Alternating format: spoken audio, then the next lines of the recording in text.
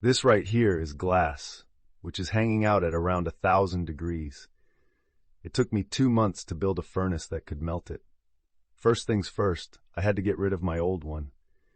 And now it's time to sketch out the size of the next furnace right on the ground. I'm going for a sort of igloo based on how the Romans melted and blew glass, but with a few tweaks. First, I'm digging a hole about 80 centimeters deep. We'll be building the combustion chamber underground and erecting a structured base with stones, acting like a sort of foundation. The main refractory material, the very earth we excavate. To boost its properties, I'll mix in kaolin, a super pure type of clay.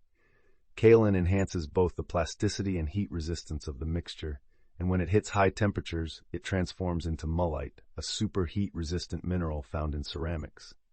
As you can see, the furnace base needs to be stuffed full of stones at the deepest point, topped off with a thick layer of that clay we made. We'll build the sides with 2 layers of it, reinforced with a solid coating of the clay material.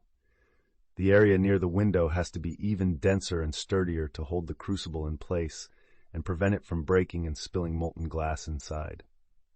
After a week of drying, the base is nice and solid. Before we add the next layers, it's crucial to lightly moisten the surface for better adhesion. Since we won't be using stones at this stage, it's smart to mix sand into the original clay.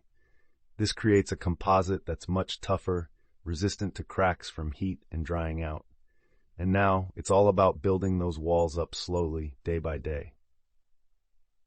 Now let's pop in that crucible and seal it with a clay lid. Time to kick off the firing process. I'm throwing in firewood and letting it burn for a full day. This way, we'll drive out all the moisture and turn almost all that clay into ceramic.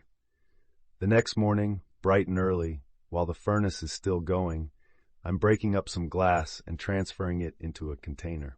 Once I've shattered it all, I'll add in some baking soda and boric acid to help it melt a little easier. Buying glass is no walk in the park. It demands some seriously high temperatures. That's why the furnace needs to run for several consecutive days until the material reaches the perfect melting point. You'll need an insane amount of firewood for this. At first, the air intake and outlet should be wide open, but as the wood turns to charcoal inside the furnace, we'll tighten both the intake and the outlet. To get the glass looking like this, swap out the wood for charcoal towards the end. We use the wood just for that initial heat up, and hours later, voila, the glass is perfectly melted, albeit a bit impure and smoky from the charcoal, which, oops, I accidentally dropped.